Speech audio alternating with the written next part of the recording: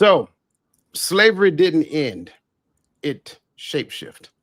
It lives in the way we love, parent, and survive, mistaking survival for freedom, chaos, or loyalty, and inherited pain for purpose. How many of us are haunted by a ghost we've never met? The ghost of the ancestor who learned to equate love with labor. The ghost who taught us to armor our hearts so thoroughly we forgot how to feel. The ghost who turned self-destruction into a generational heirloom. We call these ghost idols, not carved from wood or stone, but carved from Jim Crow, redlining, and systemic gaslighting. Idols we polish daily, praying they'll spare us the pain that we built to survive.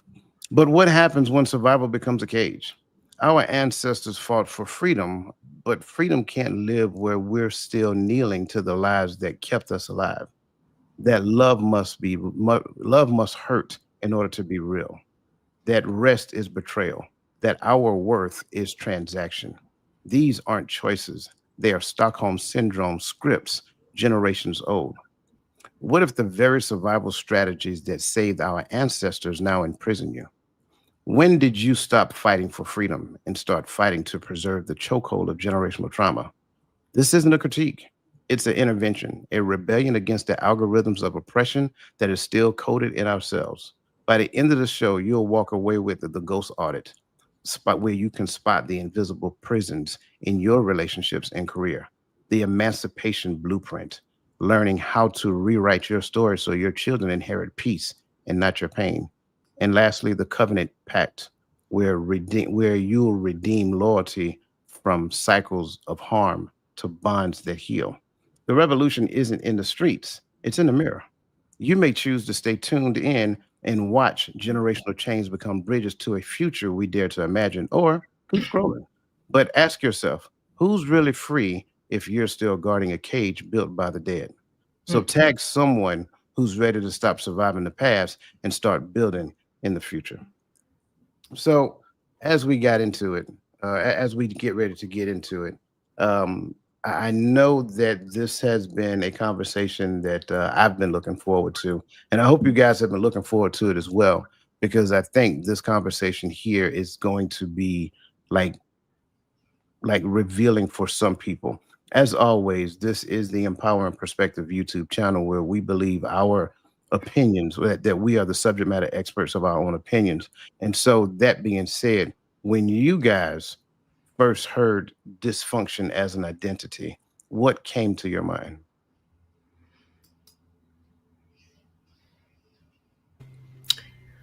I jump out there, man. This is something that you hear all the time. Oh, my family's dysfunctional. All of our families dysfunctional.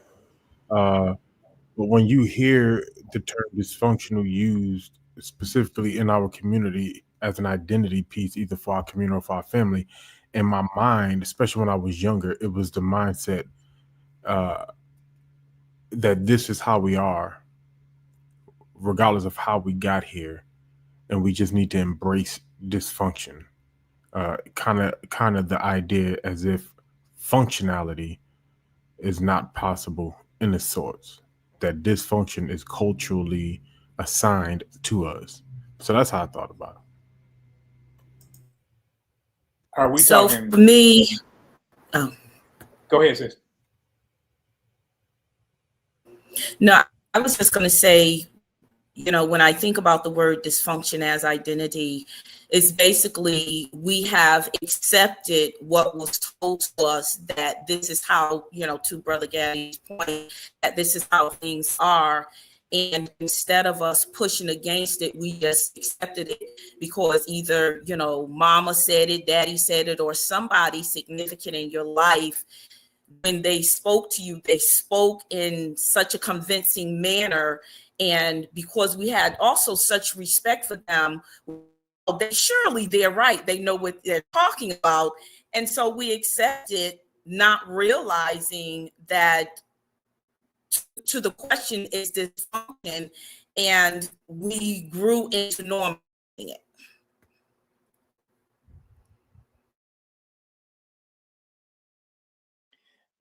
When I first seen it, I thought that this is something that we as a people have accepted as something, like Yadi was saying, something automatically being wrong with within the community, within the Black family, within us as a people, or Black love, and not that it's more about the challenges of the patterns that have developed in response to systemic issues that have been passed down.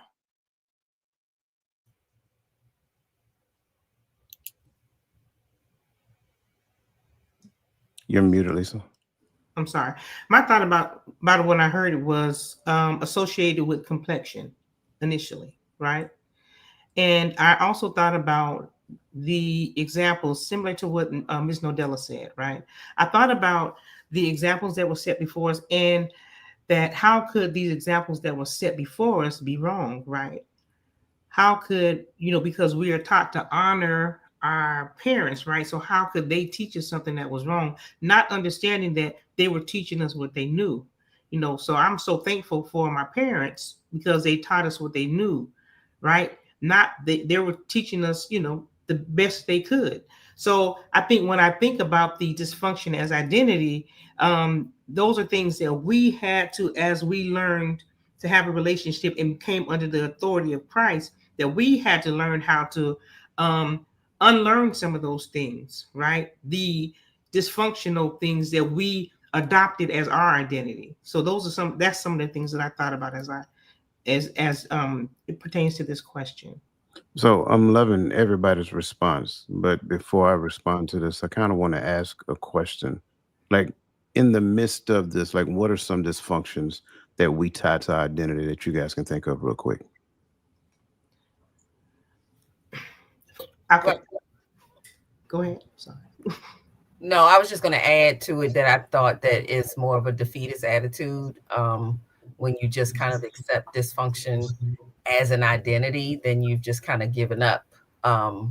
Because dysfunction is, I just thought, oh my, at first, but then it's kind of like you've just kind of given up on any other, if that's the only definition you can identify, thing you can identify with, then you've accepted all of the mess as who you are. And you're not willing to go past that. You're just like okay with it. You're sitting in it. So yeah, I apologize, Dr. Lisa. I thought you'd already went. No, you're fine. So and I love what everybody's saying here, and I love what the chat is saying as well. What are some of the dysfunctions that we embrace like a part of our identity? If you ask me, I think living in poverty. Okay.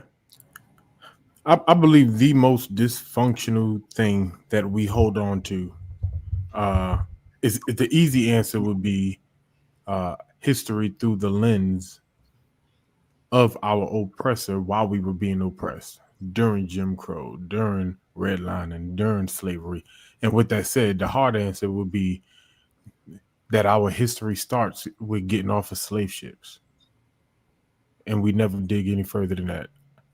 Okay. And that's the limits to who we are. So therefore, if there is no identity, no culture, then where do we grab functionality from?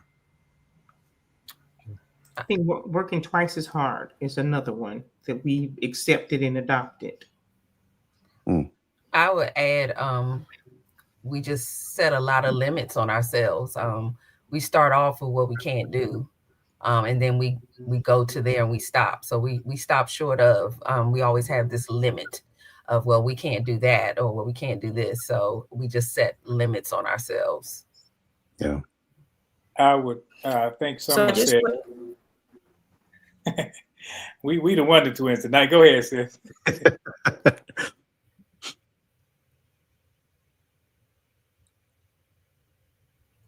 She froze. Okay. I think I would start with someone said earlier about pretty much impoverished mindset.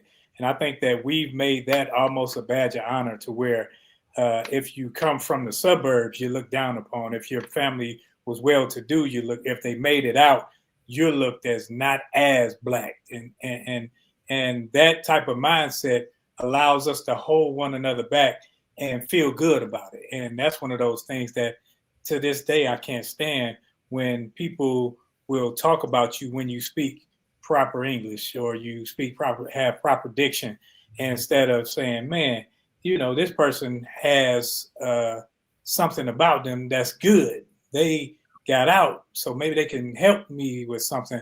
We will badmouth them, call them Uncle Toms and anything of that nature. And I so somebody already got to it, but I just want to expound on Okay. Sister Nodella? Actually, Roland, I don't know what's going on with us in the spirit tonight, but that's exactly what I was going to clarify, that I'm not even just talking about poverty from a financial perspective, because if the mindset is impoverished, then everything attached to you automatically is impoverished. So great job, Roland. Yeah, I do love all these responses. And I know for me, when I first heard the concept of dysfunction as an identity, obviously, looking at the word dysfunction by itself means that it is malfunctioning. It's not operating and doing, it's not performing the way that it should be performing. So when we look at dysfunction as an identity, it's almost as though we're taking the mal in the function and saying that that's who we are. We are that person or those people who do things differently, right? Which is more so of a dysfunction, and saying that it now is a badge of honor. And so we'll use that thing, that dysfunction, as a staple of our identity. So whether it's and I'm loving some of the things. I'm not some of the things. I'm loving all of the things you guys have said. I'm also loving the things that are being said in the chats as well, because in the chats you're seeing some of the things like education, stigma being tied to the community. You're seeing things like being a part of the welfare system. Um, we didn't know that we were dysfunctional. Lack of education. I love the concept of working twice as hard and being twice as smart as well. That's another one to it. And I will go a step further.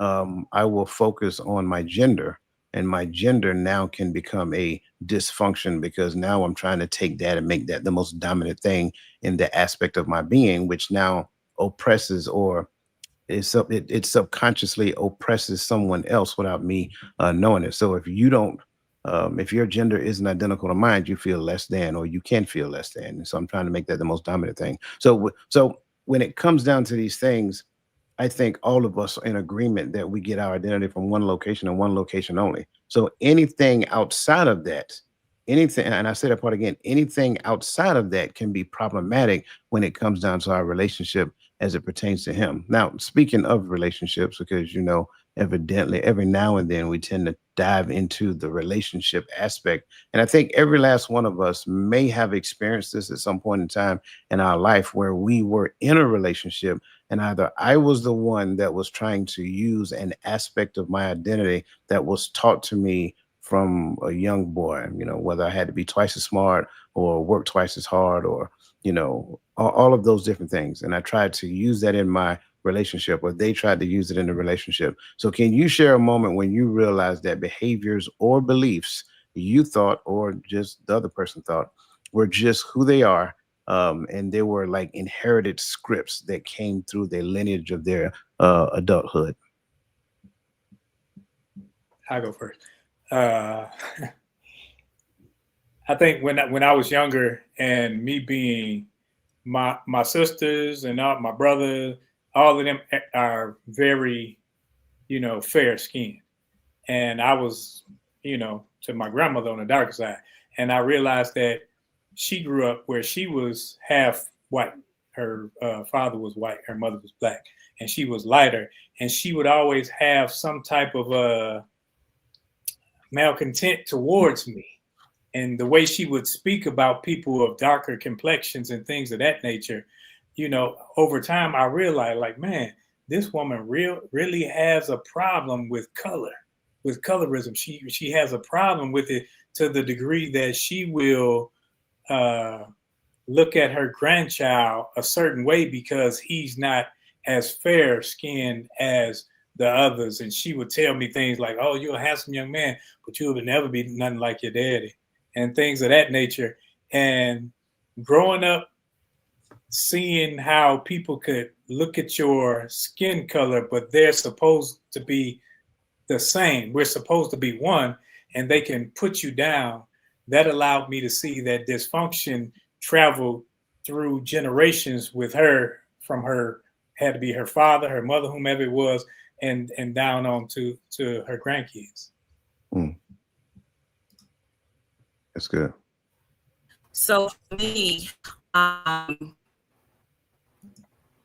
perfectionism was always an issue for me. And what people don't realize that when you come from a, let me just say, environment, some of us go to the opposite extreme of self-pride. So didn't like how our people living. And so I worked very hard to be perfect. I worked very hard to achieve this, that, and the other. Does that make sense? Y'all understand what I'm saying? Ish, yes. You're going in and out. You're going in and out. We got like the last part of it. Okay. Okay.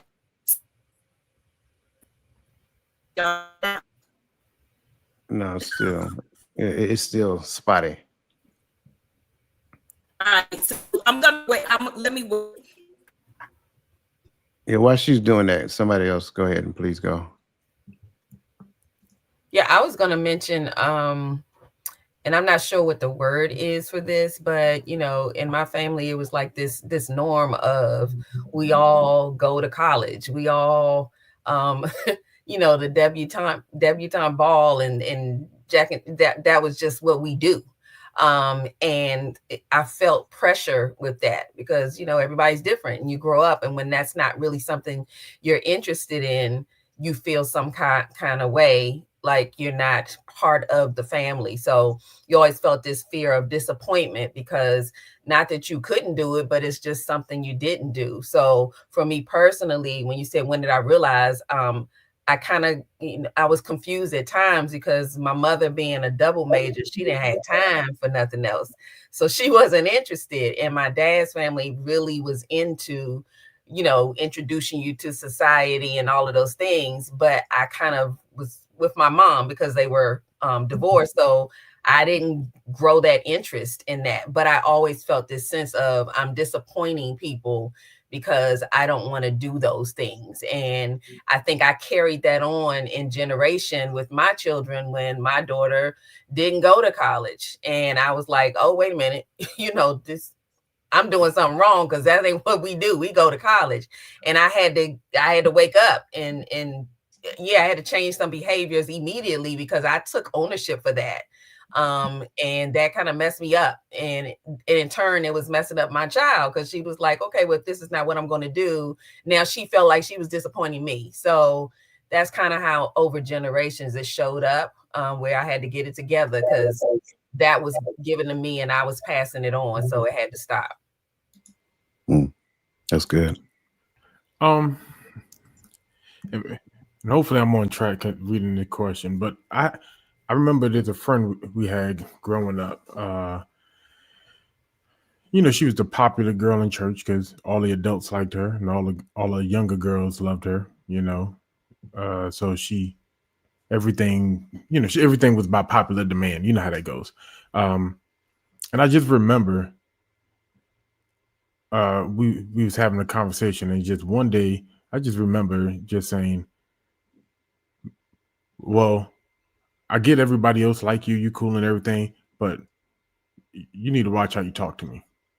And anybody know me, I'm just big on respect. I don't care who you are, what title you think you have. I'm going to respect you. You're going to respect me or I'm just not going to talk to you. Right. And I remember it becoming a big thing. Oh, y'all got to have cohesion, I was like, but why does cohesion have to mean I have to allow myself to be talked to this way because y'all allow her to talk like this to people? And her response was, well, this is who I am. So you just need to get used to how I talk. Or you could just not talk to me.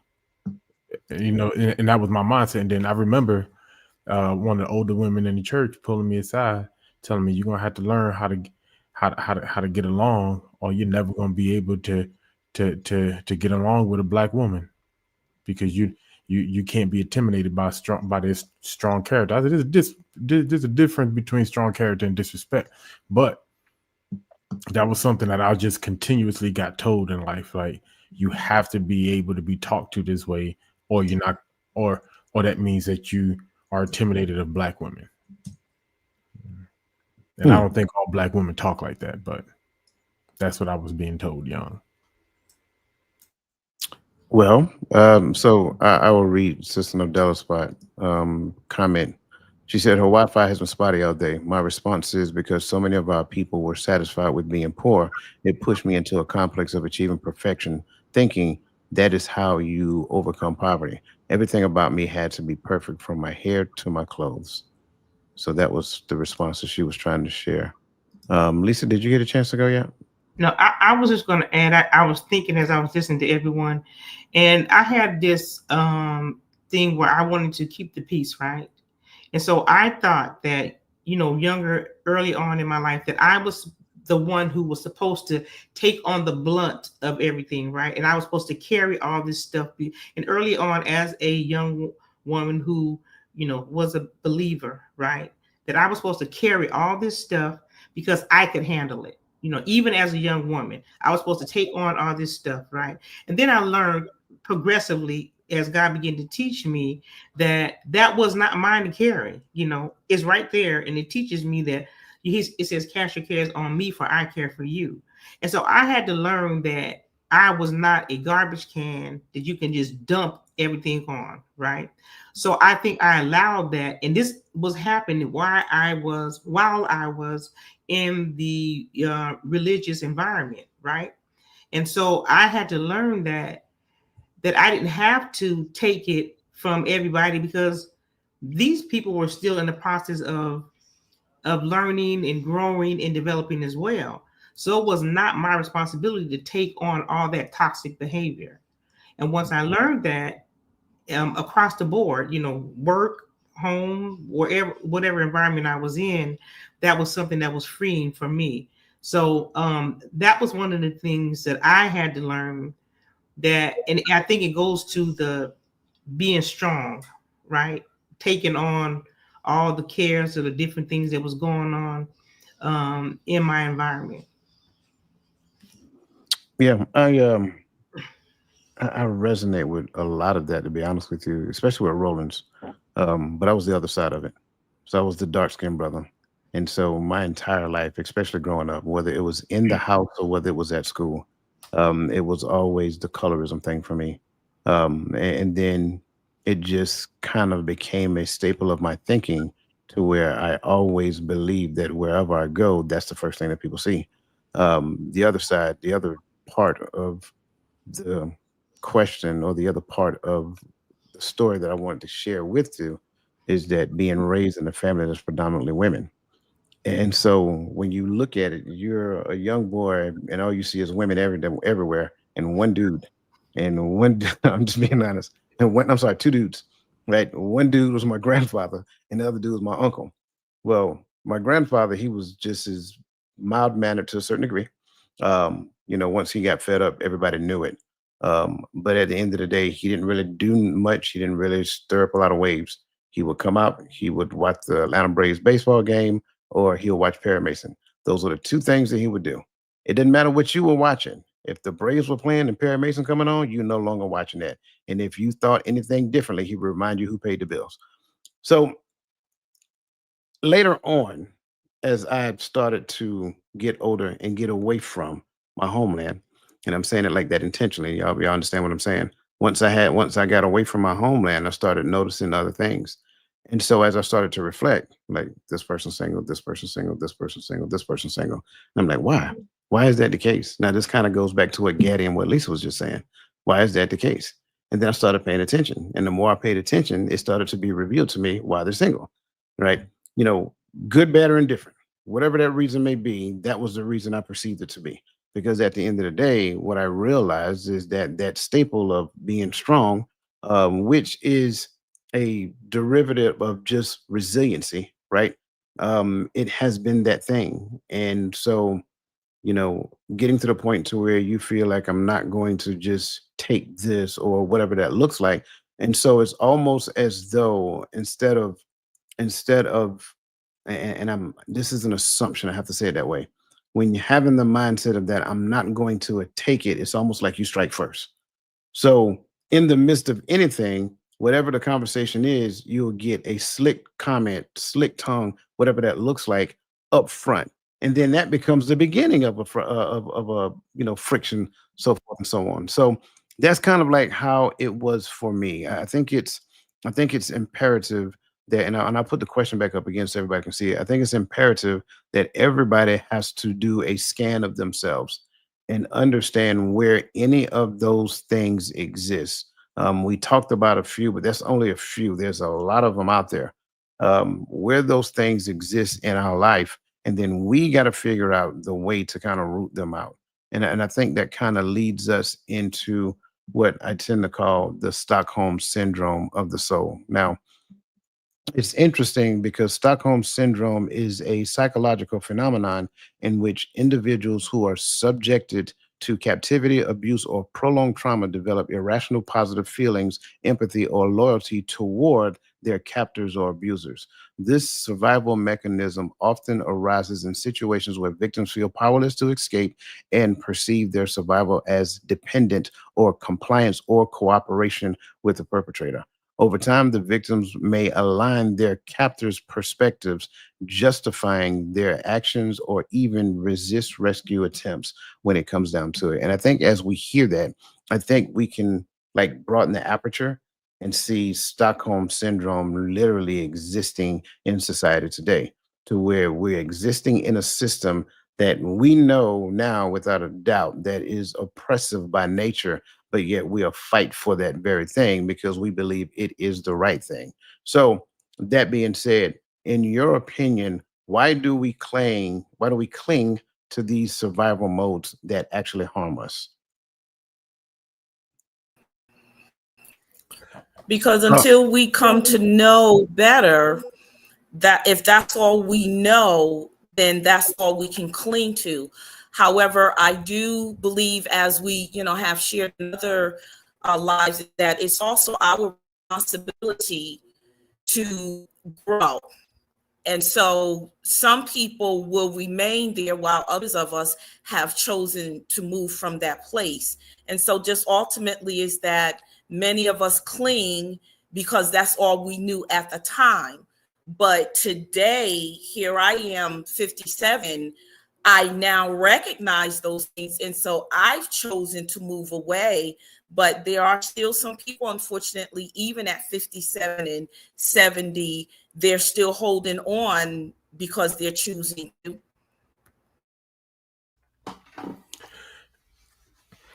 Um, Lisa said a term on the last question when she talked about acceptance, and I think that's a part of it. It's the fear of not being accepted, right?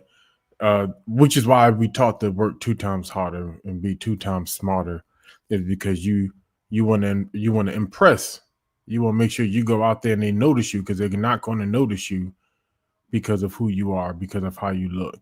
And so you got to go out there and you got to always be the standout, and you got to always go harder and go faster, go better. Is it always a bad thing? Is it always a good thing? Right? That can be debatable, but I think it comes to the idea that I have to cling to this system in order to survive. And so what we tend to do is that we tend to take whatever the system gives us and we adapt to that. And so somebody put out there earlier, the welfare system was one of the things we clinged on to. Well, it was a mode of survival for mothers at the time. And so in that mode of survival, and then we culturally begin to grow based upon that system, at least for the communities that were heavily built on the welfare system. And if it's education, we tend to cling to those things that fit the mode of education. And we get into the Greek societies, and we do all these because we want to. It was why we started our societies, because we couldn't get in theirs, right? And so we do these things so that we look like we are a part of the system, so that we can feel accepted in that system. I want to add to that, and I agree with what everyone is saying, and it made me think about, as Gaddy was saying, being a part of something that you're so engrafted into that it does become a part of you, right? And you don't know anything else to do, so you become afraid of changing that because you don't know what else to do, and then you're stuck in that cycle of fear, and it's almost like you're afraid to grow. You're afraid to move beyond that because it's all you know. Because and this is the thing that you think that has kept you and made you safe, and you think it has protected you, right? But in essence, it's harming you, and it's keeping you from growing and going beyond where you are, and staying stuck in this place where you can't grow. Like it's like a box, right? You can go so much further beyond that, but you conform to the box because it's what you know. And so I think that when we limit ourselves to an environment or a situation, and we don't, and because of fear that I can't be successful, or I can't do this, or no one has ever told me that I can do this, then we stay there and we stay stuck in a cycle, and we hinder our growth. Yeah, I was just going to add to that. It's kind of this, and it's on the same lines of the fear of the unknown. So a lot of times we don't want to be the only one that steps out there because we don't know what's going to happen, and we don't know how people are going to treat us when we now become different because we were the ones who stepped further than the line. So kind of fear the unknown, and now we're kind of not blending in. Not that that's a bad thing, but I think the fear of not knowing what's going to happen when I do something a little different than the norm. I think that's what keeps people in those safe, as Elisa said, those safe modes, because they're just scared of what may happen, which may be blocking their blessing. But you stay comfortable. Sometimes you take your blanket everywhere you go, and don't realize that there are other options to staying warm, and the blanket is not the only option. But when you don't know, like they said, anything else, you're scared of letting it go. And if I can add to anything to this, I think we've been, and I'm going to put my black fist pick in my head when I say this, I think we've been systematically blinded, systematically placed in a position of where we believe that if it's not Europeanized, it's not correct. So while my hair may grow out of my head a certain way, hey, that's not acceptable. I got to put that conch in there. I got to straighten it out so that I can look the part of someone else. Or I got to put some blonde Rapunzel wig on so I can look the part. I got to wear this type of suit. I got to speak this type of language. And we talked a few months ago about code switching and things of that nature. I think when you think that other people's way is right for you, then you start to transition to become like them without even knowing it. So instead of being who you are, natural loving people, you see yourself as understudy of that person, and that person may not be, like his culture may not be the culture that should be raising your children, because you inspire discipline a certain way while they say, no, just let it go. So I think that over Europeanization of a people is my. I like all those responses, and I want to kind of, I want, as everybody listening, this is, and I don't want to make it just a purely cultural thing, because Stockholm syndrome it doesn't care what your nationality is, what your background is, what your gender is, or whatever that looks like.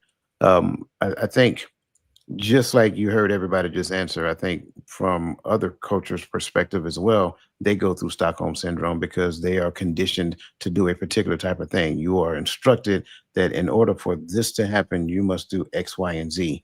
And you've done X, Y, and Z for so many years. You've seen your parents do it. Then you become an adult. And then somebody asks you the question, like, why are you doing X, Y, and Z? Because that's what we're supposed to be doing. Well, no. Have you ever looked at X, Y, and Z? Like X, Y, and Z ain't right. Well, I don't know about you, but I'm gonna do it. Right. And so that's really what that response looks like. I've had a few conversations earlier this year about something very similar. Because the thing that we do every year that I really just despise so much, it's a thing. It's a thing that we do, and we have no rhyme or reason of why we do it. They say we must do it, therefore we do. But never at any point in time until like recently did people start asking questions like, why do we do that? And when were we told that we had to do it? So I want to kind of paint that perspective as well, because I don't want people to listen to think that we're only just talking about ethnicity. This goes far beyond ethnicity. This also happens in relationships. I was raised to Saturday mornings is cleanup. So when I wake up on Saturday mornings, we're gonna clean the house top to bottom before we do anything else. You were probably raised like, hey, we clean as you go. And so while you cleaning as you go, I'm sitting on the couch watching TV. Like, what you doing? I'm cleaning it up. Why you clean it up? That's what Saturday is for.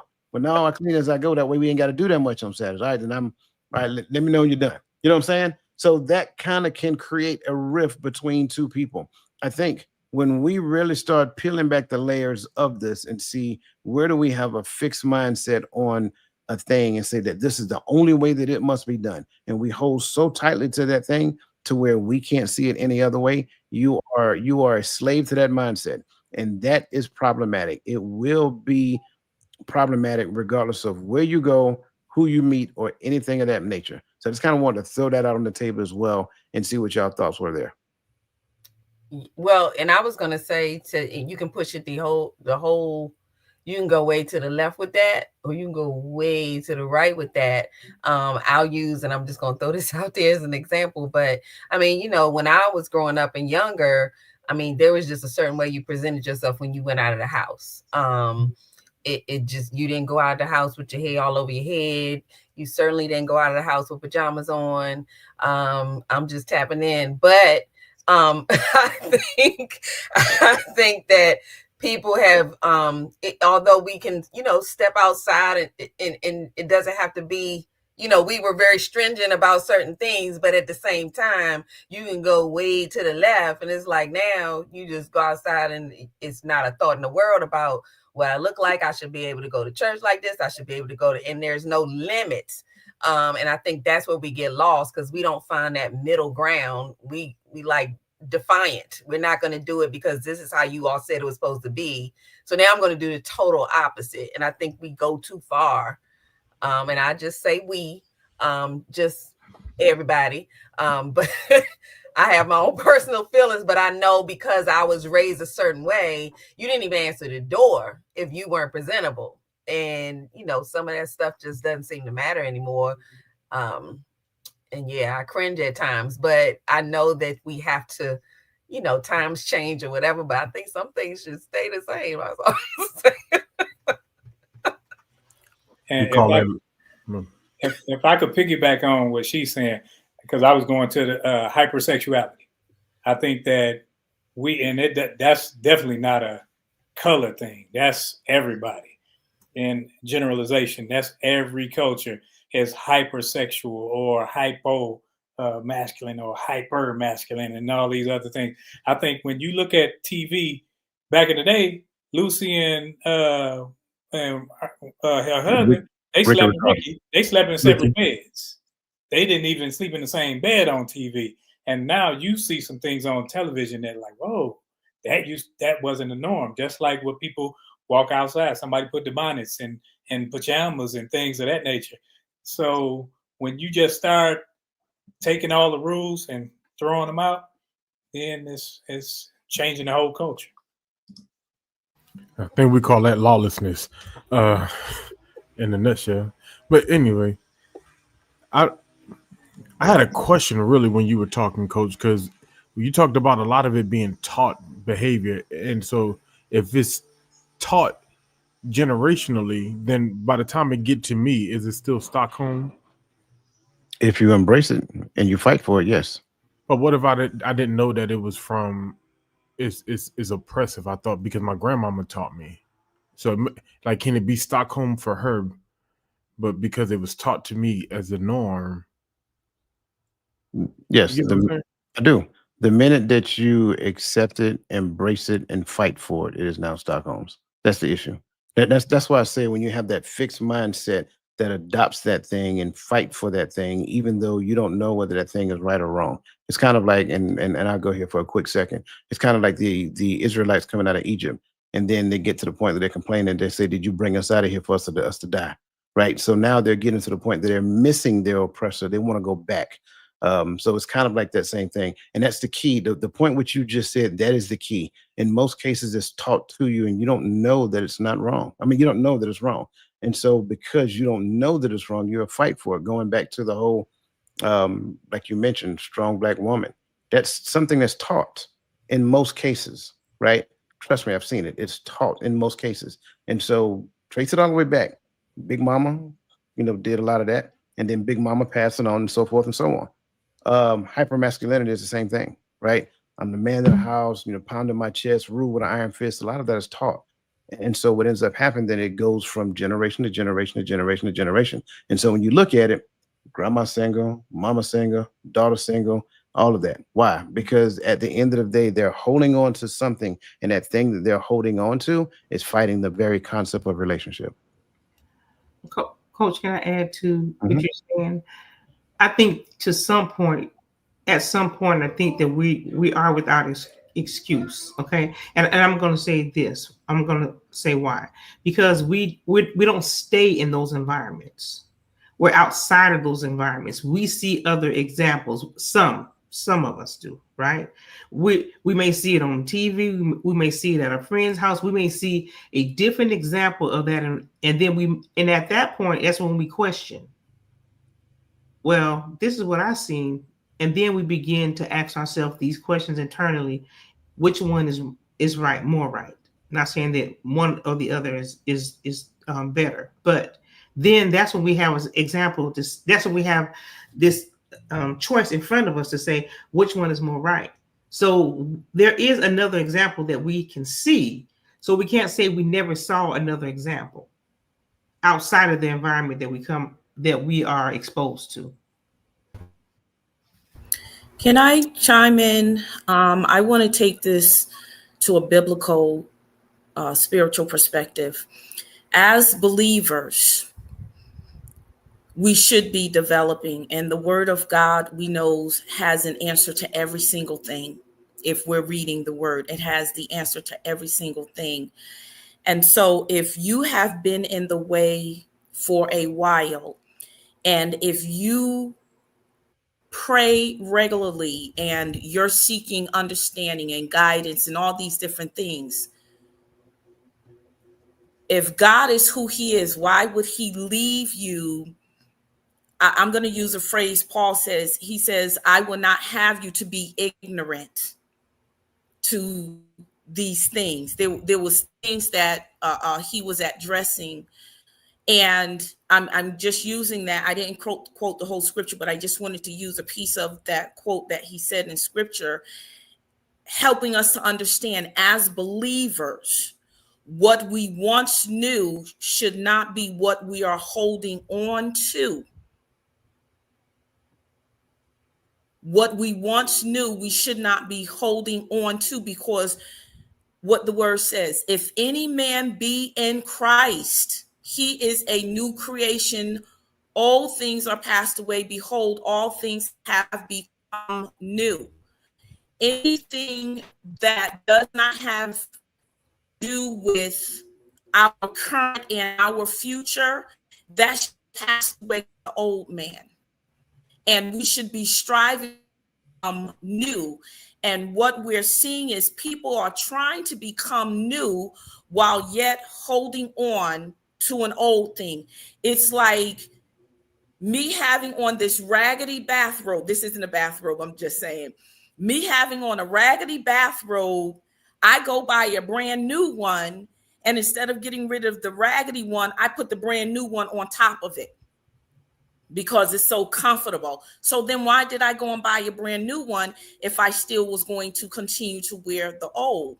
And so we have to, if we are really in the way and we're seeking the will of God for our life, we should not be rejecting when the opportunity presents itself and say, hey, sis, that way of thinking, we don't think like that as believer. Brother, we don't think like that as believers. And so I think that's part of what's missing as people are living out their life. I'm not judging anybody's Christian life. I'm just making a point of, we have to remember, if we are reading scripture, we have to take the scripture for what it says. And if it says, if any man be in Christ, he is a new creation, he's a new creature, then why are we holding on to old mindsets? And I'll be the first to admit, when I first came to know the Lord, yeah, I had some ways, and I drug them along like Linus with that blanket. I drug those habits along for a while. Why? Because I did not understand that scripture when he says, if any man be in Christ, he is a new creation. Old things are passed away. I did not understand at that moment. It took me a minute to understand. And then I was like, wait a minute, hold up. You mean to tell me I don't have to be like this? No, Della, no, because you're in Christ now. And when I got that understanding of what it really means to be in Christ, it means that we are to be made, we have been made whole. And so I started getting rid of that stuff as I understood. And so I pray that we understand that if we are saying we are in Christ, we should not be holding on to old stuff, especially stuff that keeps us in any form of bondage. The only we have, and that is unto Christ.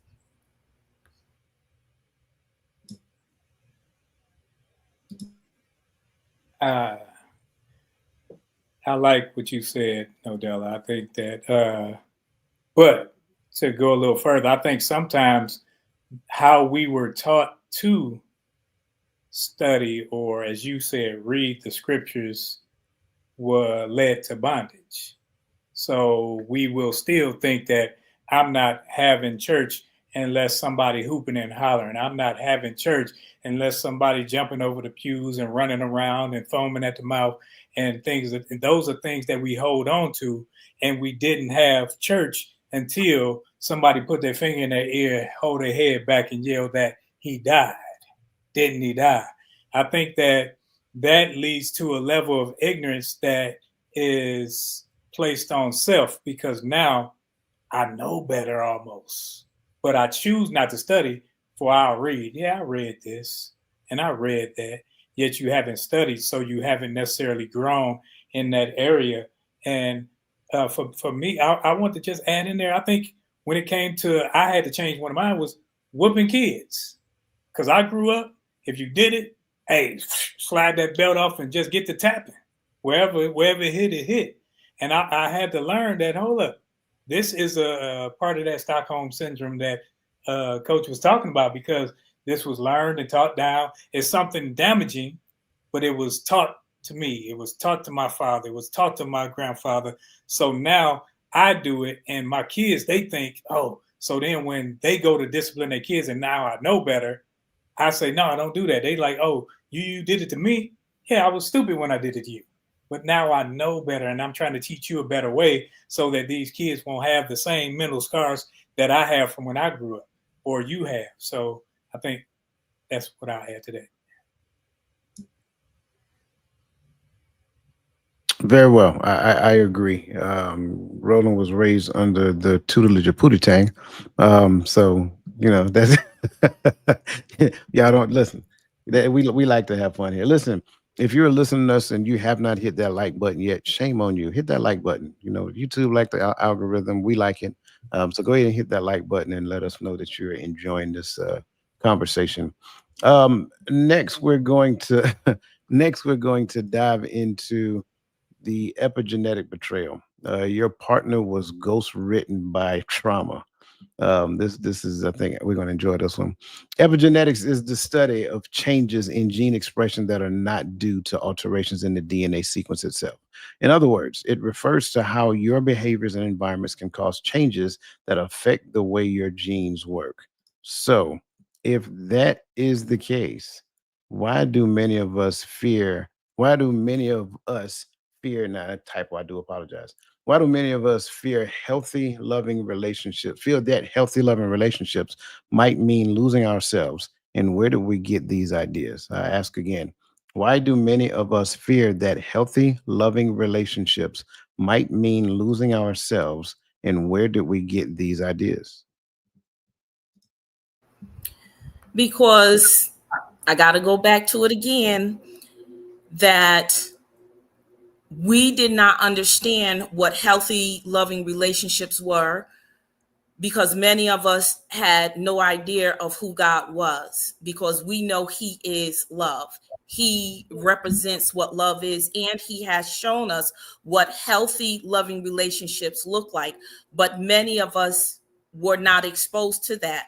And I'm not going to just limit it to, I don't want it to lock myself in that if you went to church, you knew, because, even to Roland's point, that there are a lot of things that were done in church that really weren't healthy or beneficial, but that's what they knew. If we don't get a personal relationship with the Father for ourselves, we will never know what having a loving relationship really is, and not have that fear of losing ourselves in that relationship. When I was married, I gave it no attention because I understood my role as the wife. But lo and behold, I did end up losing myself, as he has in quotes. I basically put myself on the back burner, and I attended to everybody else. I made sure everybody else was attended to.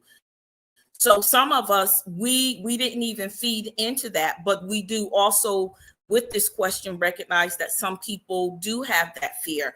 But today I have a better understanding. I don't have a fear, but I have a better understanding that I can be in a loving relationship and not lose myself. And that's only because of Him. And I'll stop there. Man, I'm a little not torn, but I'm going after that. But I do want to put out there this is not a response to what Miss Nodella said. 'Cause I agree. It's just gonna sound like it because she went first. But I say that to say I think the problem is a lot of times when we look at now we talking about where does it come from. I know we can go a little culturally historical, but I think we were taught, at least where we are right now, a lot of us were taught to look at the work that we do and focus on what we want out of the relationship. And so when we talk about healthy relationships, the healthy relationships is about me doing, right? Both parties need to adopt that mindset. It's about what I'm bringing to this relationship. But I think so often, we forget that the other person is doing work. So sometimes we get caught up like, well, I'm doing this and I'm doing that, and you're not doing nothing. But the work that person is doing, is very necessary. And we can go and talk about what a woman should be doing, what a man should be doing. But there's three people on this panel that don't have specific qualifications to tell a man what to do. And there's three people on this panel that don't have specific qualifications to tell women what they're supposed to be doing in relationships. But we go from that angle and we focus on how we feel and what we want. So if we talk about healthy relationships, that means sometimes I'm not, and it's not that relationships got to be hard, but sometimes I'm going to be tired. Sometimes I'm going to feel like I did a little more than she did, but that's all right. I did what I was supposed to do, and sometimes she going to feel that way. But when we focusing on things like that, other than what we are bringing to one another, how we are treating a relationship and treating one another, then we're going to head down this road to where we would sabotage a chance at happy relationships because I don't want to work too hard. This is a really good question. And I think we're going to talk about this more than once this weekend. So what do many of us fear that healthy, loving relationships might mean? Why do many of us fear that healthy, loving relationships might mean losing ourselves? I think the first thing that comes to me is because we're not taught about covenant relationships and becoming one, the importance of becoming one. We talked about this in Bible study, and that's so important because when we're focused on losing ourselves, we're not focused on becoming one. And that's our goal. Our goal is to become one.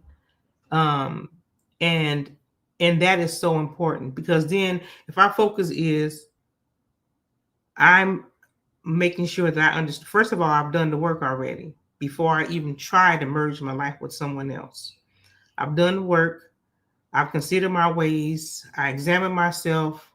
I've done everything that I'm supposed to do before I try to join my life with someone.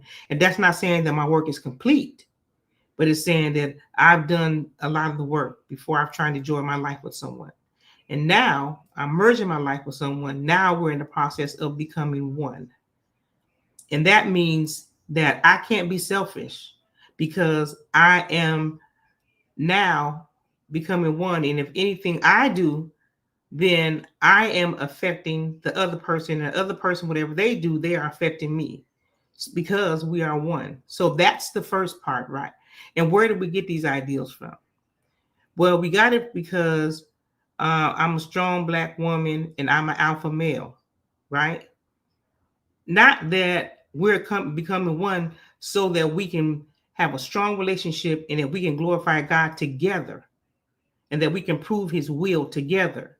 But we have these independent thoughts so that we can have independent identities and we are not focused on becoming one. And then I'll land there. And I just wanted to kind of add to that. I think sometimes we don't even know the definition of a healthy relationship. I think people just get the definition. They have these expectations. They've watched the past and developed an idea of what a healthy relationship is, and they try to meet that. And that's not necessarily a healthy relationship. But if you kind of embed that in your head, is that, oh, I saw that this is what happens. And, take for instance, the about having too much mouth as a woman and that you're not supposed to do that. And that's why this happened. And we start to make excuses for that. You deem certain relationships as unhealthy. And yeah, she's the one or he's the one based on what you've seen or heard. But we really don't have a clear definition of what healthy actually means or even loving. Because of what Sister Nodella was talking about, because we don't have that relationship. We haven't learned what love is. We haven't learned what healthy is. We haven't learned ourselves. All of those kind of are the reasons why and where we get these ideas, because we never tap into any of that. We just start mixing and mingling and living life without doing the work. She got a nice frame and he got some nice abs, and that's what we go with. I'm sorry. Right. I'm sorry. That's our metrics. That's what we judge things by. Because we watch Barbie and Leave It to Beaver or whatever we watch back in the day. I don't know. We watched something and we saw them. Or he got a nice car.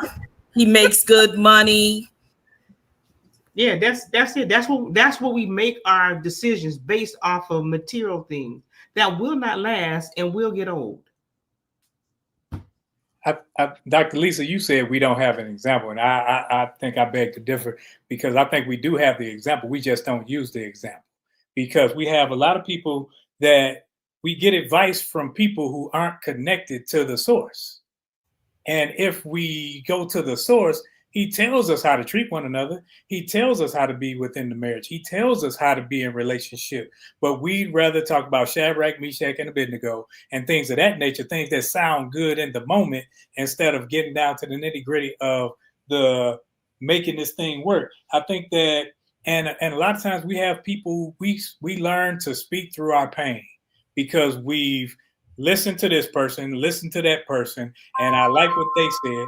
So now I'm gonna speak through my pain. So I'm gonna say, "Well, black women this," and she gonna say, "Well, black men this," and all that's doing is keeping us separate, keeping us on the opposite ends of the spectrum instead of us coming together, learning why can't we talk about the hurts without it hurting you? Why can't we deal with our problems to where we can be fruitful? And then we have fools saying, "Well, do because you take care of your spouse, oh, you're henpecked."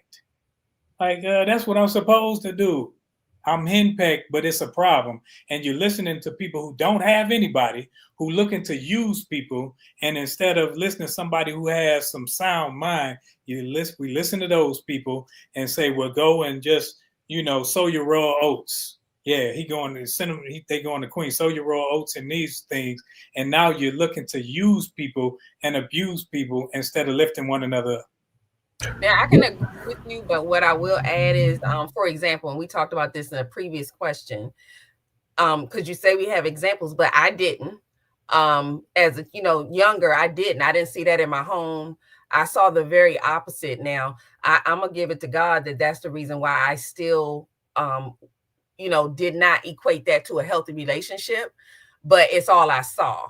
So, I mean, I just knew I don't want that. You know what I'm saying? Like I don't think that's it. But I didn't have really anything to go on, except for what I saw, and it didn't make me feel good inside. So that was my only example. And I think sometimes, and I'll kind of equate domestic violence to it, is that once you see that example, even if somebody good comes to you that is connected to the source, somehow you make excuses for why, no, this is a game or this can't be real. And you stay safe with what you thought, even though that's not the healthy, that's what you deem healthy because, okay, well, they were together a long time. So, you know what I'm saying? Like the length of it. So I get what you're saying, though. Absolutely. I just think that sometimes the example is what we envision. And so we never recognize a good thing. Sometimes we never recognize it because it doesn't look the same. It might be much better, but it doesn't look the same. So we just kind of discard it as that can't be real. That's just fairy tale. I hear people say that all the time when, yeah, sometimes people are doing some wonderful things with their spouses, but people don't believe it. I think that's a sign of that people don't believe. People don't really do that. Like, that's not real. But I get exactly what you're saying. And I think you said something that kind of like ties in with what Roland said when you talk about, we have envisioned our own examples or our own fantasies of what relationship look like, and that becomes problematic because you cannot impose on me your fantasy. And I'm not saying you, but just, and so we do that a lot. My dream woman does this and this. Well, you hold up that mirror of perfection, you'll never find the one that'll meet it. You'll always find a reason to walk away. But when you talk about the source being connected to, so I think the problem is, how do we identify people who are connected to the source if we don't have understanding of the source or of the Father? Most of us only have, what we hear in church or what we heard on the sermon that we liked on TV or on YouTube. None of us actually, and I'm not saying none of us, but a lot of us haven't actually dug into it to actually understand who he is, what he says, and so we don't know what it looks like when someone is connected to it. So yeah, I agree. I love all of what everybody's saying. And Roland, you're right. Shaq racking the goat ain't the example to look at when we start talking about relationships. I'm just going to, keep it real. But I think when you go back and look at the question, and I put it up again. I think the starting point for this question is self. If you're going into a relationship worrying about yourself, then already the relationship is not healthy and it won't be loving, because you are the central focus of your concept of relationship. I will start there. That's where that fear has already taken place before you even giving that relationship a chance. Going back and looking at relationships that we've seen growing up, whether it's mom and daddy or grandma and granddaddy or auntie and uncle, or whatever the case may be, that should be your starting point for an example. You should not be trying to mimic that. Once we start mimicking or attempting to mimic what somebody else doing, as far as relationship is concerned, we're already at a loss, because we're trying to use their example to, like Roland said, we already got an example. So if we see what they're doing and we see some great qualities in there, let that be our starting point, not our destination. And then from that point on, we can grow from that point. We can grow moving forward in the relationship. I think the problem is we look at relationship as a destination as opposed to it being a journey itself. When you get into a relationship, the relationship is a journey, right? So both parties are learning about themselves. And because that relationship requires both parties to learn and consistently and continuously, if you already, I'm going back to Gaddy point, if you already have in your mind what it looks like, there's no place for me to be in that relationship except for you to give me the script and tell me how to fulfill that role. That's not a relationship. Right. That's the exact same thing that we came out of. That's another form of bondage. So when we start looking at these things collectively across the board, looking at the figures and the abs and the cars and all of those superficial things that don't equate to a relationship, well, you're not necessarily looking for a relationship. You're looking to add to your assets. That's what you're doing. So you're using people to get assets. So when you look at this fear, that fear stems from a concept of lack, more so of a survivalistic concept. However, I do have another question that spins off of this question.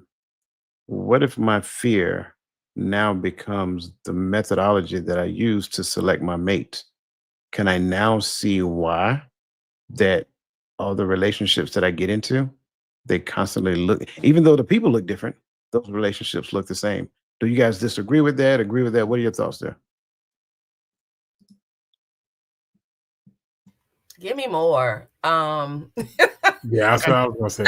Okay. Because I see where you're going and I'm trying to picture it. Yeah. Can you give me some more? Sure. There was a song that came out years ago. I don't want no scrubs. Remember that? Uh-huh. Oh, y'all remember that, right? all y'all used to sing it, right? No, dude. Notice none of us did this right here. No dude sang that song. But here's the issue with that song, and I'm just using this as an example. The more you sang that song, I don't want no scrub became a part of your subconscious thinking. So now, guess what you became hyper focused on? Scrubs. Mm-hmm. You don't want it, but that's all you've seen.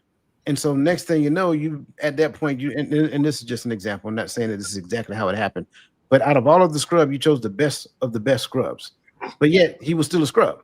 You know what I'm saying? And then the relationship failed. And I'm like, okay, fine, I got to go find me another relationship. I don't want no scrubs. So now I'm finding another scrub. So I've showed the best of the best scrub, and they keep failing over and over and over and over again. And then you're like, well, ain't no good men out there. No, boo-boo. It's not that ain't no good men out there. It's that your subconscious memory is looking for scrubs and you don't even realize it. So that's what I mean when I say, when we look at the things that we fear and the things that we don't want, does that, how does that, let me ask it this way then. How does that affect our selection criteria? Oh, I used to fish. I used to fish. And believe it or not, I did. I used to fish. And when we would be bass fishing, I would have bait on there for bass fishing. And if I'm up in the lakes in Michigan and stuff, I would fish for perch or trout or whatever up there. I think some of us, we never change our bait, but we go into watering holes expecting to catch something different. If I get bass bait on there, I'm going to continue to catch bass. So me sitting up there making them perky, me sitting up there putting the eyeliner and all that other stuff on, you going out there with the same bait. So you're going to catch this, you're going to hook the same big mouth bass. I wasn't ready. As a man, you sitting up there going where you go, and you sitting up there, you cashing them out. You throwing money in their face. You going to catch the same big mouth bass. That's how I see it. So you're saying what you focus on, that's what you draw. is what you're saying. Right? Absolutely. With your energy flow. Okay. All right. So I understand what you're saying, right? I wasn't in that era. I wasn't, I wasn't single, so I don't even recall the song. I don't know much about it. Thank goodness. So I don't know about the trauma that it may have caused. But I do know I do understand what you're saying. What you focus on, what you're thinking about. That's a principle that I know you've talked about many times, and that applies across the board, right? Financially, uh, in your behavior, just across the board, it applies. So, what you're thinking about, if you're focusing on that, that's what you're going to attract. And so, yeah, I agree with that. What you're saying, that if I'm thinking about this is what I don't want, that's what I receive. If I'm focused on this is what I want, this is what I need to focus on, this is what I need to put all my efforts in, my attention on, that's what I'm going to receive. So, and I think so. This is why I'm not a fan of the list. You hear all these conversations and people have this list of what they're looking for. And that's the exact problem with that, is because, and me and my husband had these conversations. When you're young, you're looking for petite, you're looking for whatever it is that you're looking for. And then when you get older, you're still looking for that same petite little girl. Do you realize that, you have to change with the time? So if you're still looking in that space, it's kind of the same thing Roland was saying. It's like, okay, that's why you can't find, because your list is not growing. So when you write it down and it's the list, it's still the list 10 years later. Therein lies the problem. The list has not changed, but the rest of the world has changed. Not the writer of the list has changed, and yet the list hasn't changed. See, so my conclusion is the same, but my navigation is slightly different, right? Because I think let's go back to the TLC song, right? Now I didn't sing the TLC song. I can't remember the dudes that made the male remix. I used to sing that version. But what's that song? What is that? It was don't no pigeons. That's what it's called. Yeah, I missed that one. Yeah, I didn't. Let me stop. We needed our get back. Nah, I'm joking. No, you not. but I think what the difference is, if I'm focused on those scrubs, I think the problem is I'm looking at everyone trying to see if they're a scrub, right? And so I'm not really focusing on what the quality that I should be looking for. I'm looking for the quality I shouldn't be looking for. So everybody looks like a scrub. And then when I find somebody that I want, they end up being the scrub because I ignored, because they showed one good sign. Oh, they do this one thing that's on my list. Like you brought up the list. Oh, I saw this thing on my list, but you missed, because I was driving my best friend's car. I wasn't riding in the passenger side. So when I picked you up, I was driving his car to go pick him up from the airport. But you didn't know that. So you didn't know I was a scrub, according to the song, right? But I could be riding in the passenger side because he's taking me to go pick up my car. I had to take my car in, so he's taking me to go get a rental or something. But because you're looking for the scrub, you miss somebody.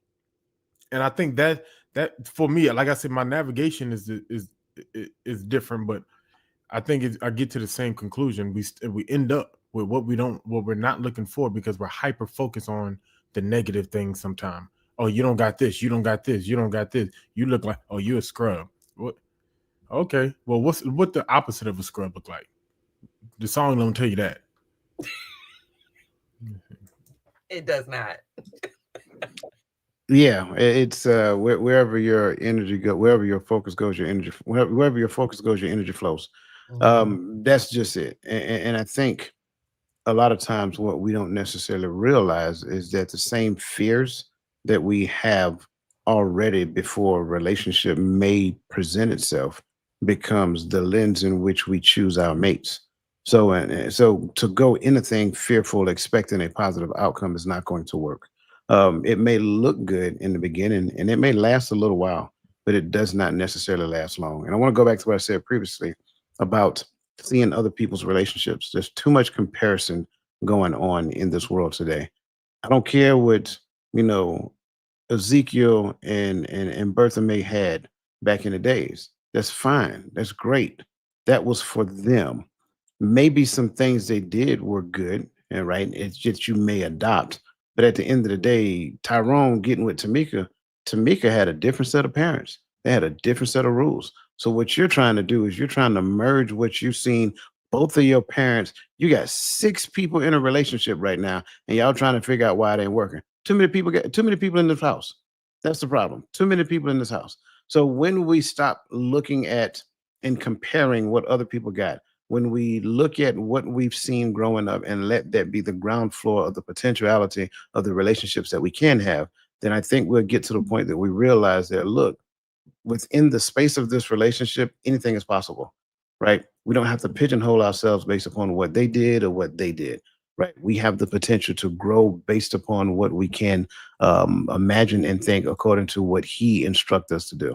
So that's kind of like where I'll go with that. And please don't start singing that song off backstage because y'all know how y'all get. Y'all like to bring stuff, y'all like to bring stuff up. Listen, we're getting close to the end. Man, it's like so many things I want to bring up, but it's let's see, why trade souls for titles? I want to go there because this is in essence what we do because of the things that we embrace. And at least I think you brought it up. We had to be twice as smart, work twice as long. We're chased the corporate title, trying to get to the top of the corporate ladder in our years of existence and things of that nature. So I just kind of want to put this question out there. Why do so many Black men and women feel their worth as partners, parents, spouses, and friends is measured by how hard they hustle, equating to prestigious titles and finer things?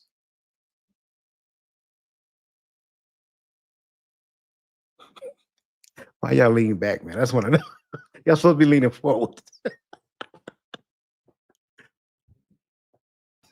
Because this is a jam-packed question right here. Because you said, why do so many Black men and women feel their worth as partners, right? Parents, spouses, friends is measured by how hard they hustle, equating to their prestige, title, and finer things. And I think it's because, like you said, they're looking at what other people have, right? That's one. And I think they take their focus off of God and the promises of God, and they focus on material things. I think I was reading the scripture in Hebrews this week. It says that everything is going to pass away. It described the earth like it was going to be rolled up like an old garment. But the thing that was going to remain the same will be God and his word. And so we focus on things that are going to pass away. And we're looking at what someone else has, and we focus, and we will wear ourselves out, and we don't focus on the things that are so important, our family, and taking our time to maybe drive that older car for a couple more years, longer, so we can spend time with our family, which is more important than having this big car and this big house that we can't even enjoy because we're too busy at work for 120 hours a week. I'm just using that as an example. But I'm just saying, we can't even enjoy it because we're too busy trying to keep up with everybody else. So what does it profit a man to gain the whole world but lose his soul? And the very thing that you're working on, you have this family, but you can't even enjoy it. Why? That's just my contribution to this question.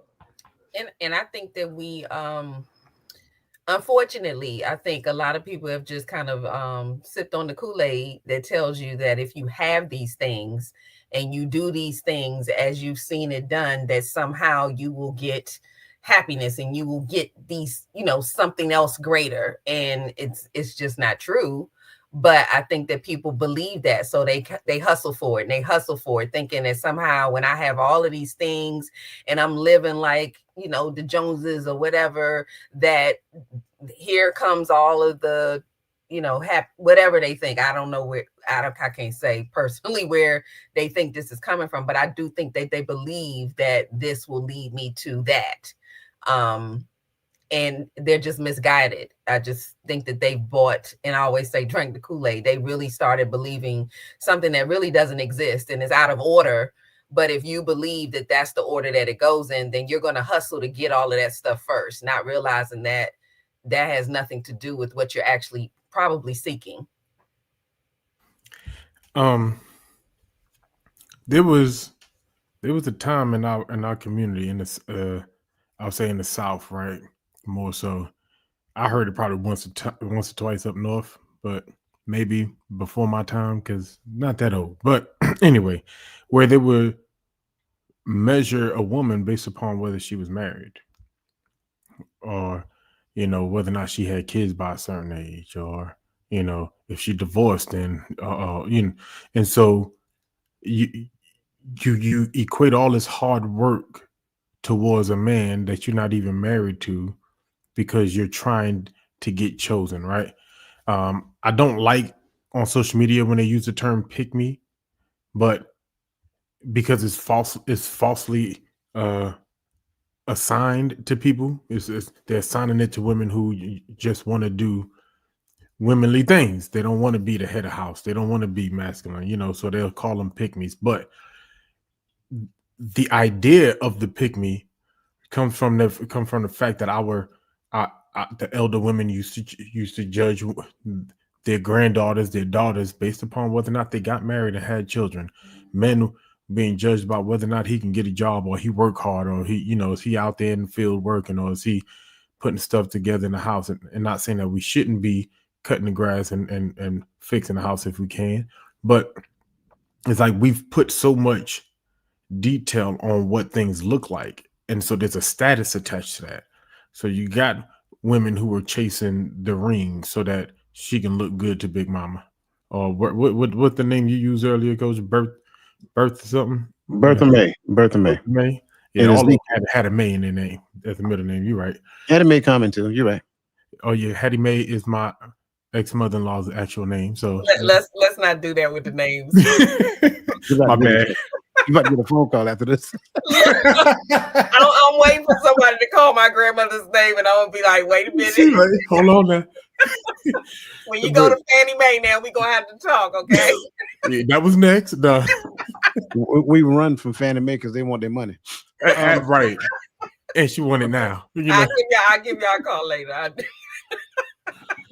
But no, we so we grew up conditioned. So someone put like it's taught behavior, because we grew up learning that. Like now, the thing with women are about degrees and job titles, and so they put a lot of work into that.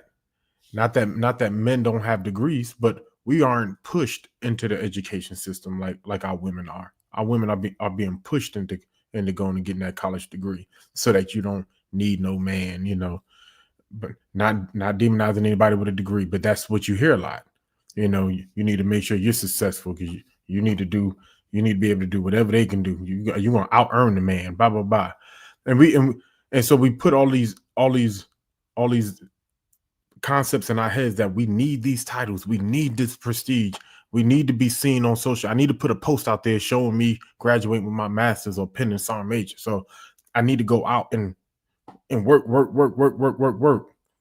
and never take care of home. But I make mine short and sweet because I had to write them down. It masks a deeper insecurity of fear. It masks a deeper insecurity or fear of not being enough without a bunch of stuff. Then if I have all this stuff, I can flex and show pretty much that I'm just a better scrub than the next man. We get a I made it attitude because I look at people that I came up with, and if I have more stuff than them, now I can put myself as being the high school man of the year like Martin was. And some people just get that attitude of I'm the prize if I have all these trinkets. And if I have more, then I'll attract someone with more.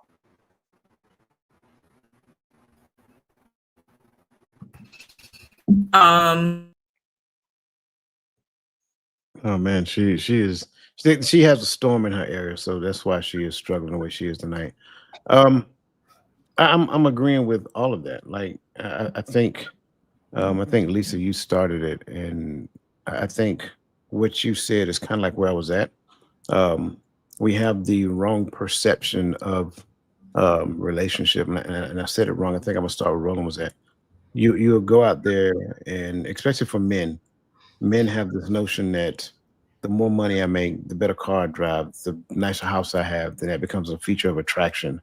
But then by that same token, as they get older, they realize that they're attracting the wrong thing by doing that. And so in essence, now they become the attractor of uh, the attractor of the scrub, right? And I'm joking when I say that, but they become the attractor of a person that they don't want, even though that person might be attractive, right?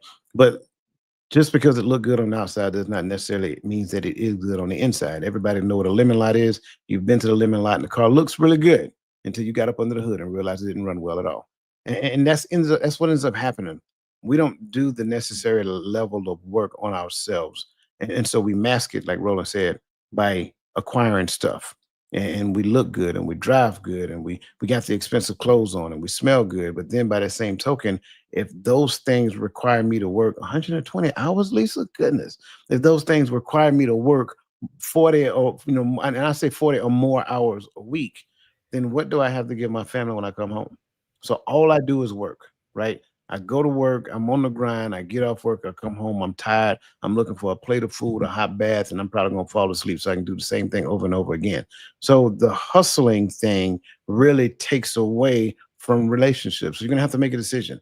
Do I want healthy, loving relationship, or do I want the bag? That's what society call it today, right? And if you want the bag, I'm not telling you that you can't have the bag, but in your mind, you think, well, I can have both. Good luck. Good luck with that. Because at some point, you may find a person who wants the benefits of the bag.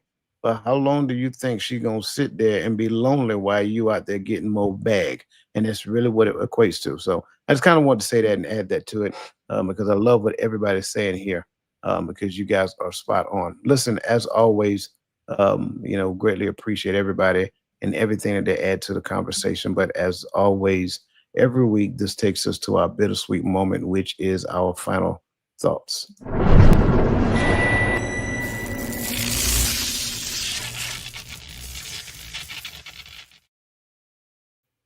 And because I don't know if y'all seen the private chat, Dr. Lisa, you're on deck.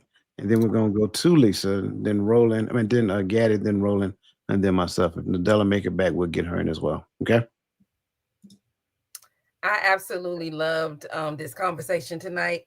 This actually, the questions, I think we mentioned that earlier, but the questions literally made me go, but I think these were really thought-provoking questions that we all should consider regularly to think about where we are, what we're doing, how we're moving, how we're thinking. So I'm really looking forward to actually a deeper conversation with all of these questions.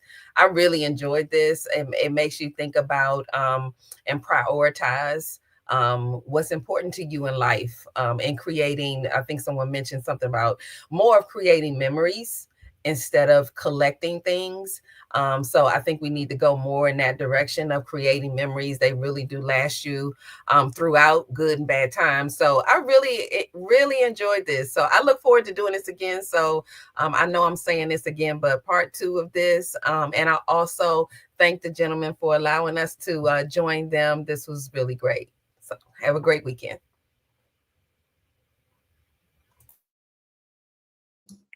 You're muted. I enjoyed the conversation as well. It was so much that you could take away from this.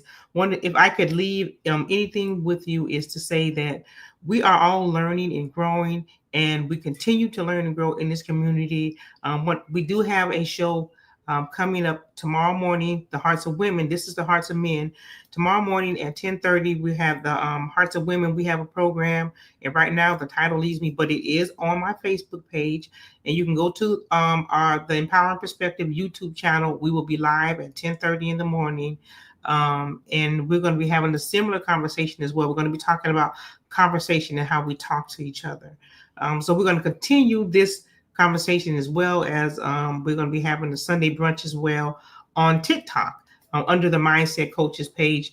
And this conversation, to me, is something that we need to continue to have.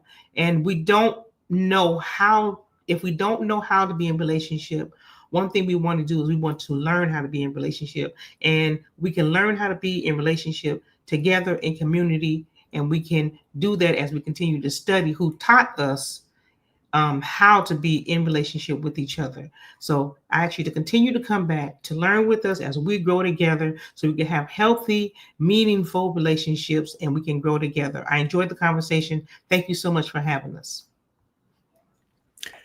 Broken idols, how to shatter cycles you mistook for purpose. Understanding first the universal purpose, right? So he said, the scripture said, to hear the whole matter of the thing. Here's the whole duty of man, that we fear Elohim and keep his commandments. And that's the universal purpose. In that, you'll be able to identify what real purpose is, and not attached to systematic purposes. It's okay to have a job. It's okay to own a business, but that's your occupation. But is that your purpose? Christ was a carpenter. That was his occupation, but that wasn't his purpose, right?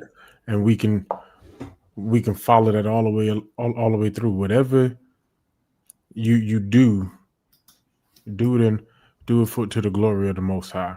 Let's get out of this concept of my life purpose is about making this much money, about wearing this clothes, or about having this title, or driving this car, but it's about pleasing the Most High.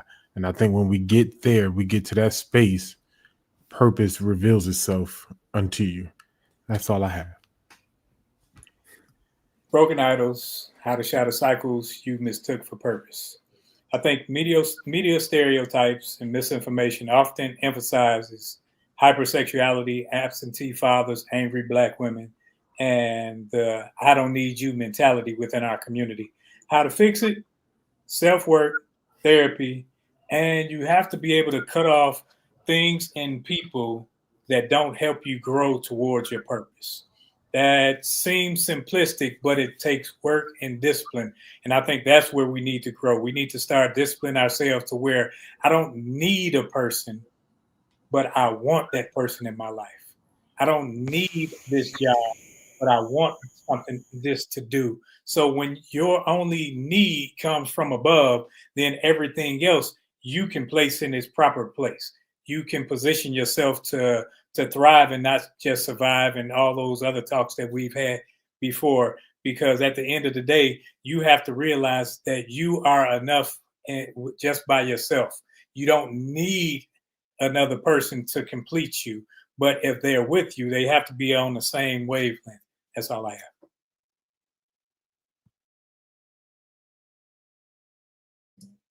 So I am going to forego my final thoughts because I think what they said was enough. There's no need to continue to, beat a dead horse. I agree with everything that they're saying. We got to get to the point to where we can identify and symbolically release those taught behaviors, those taught concept that does not do us well, or anybody else, so that we can do everything that they talked about.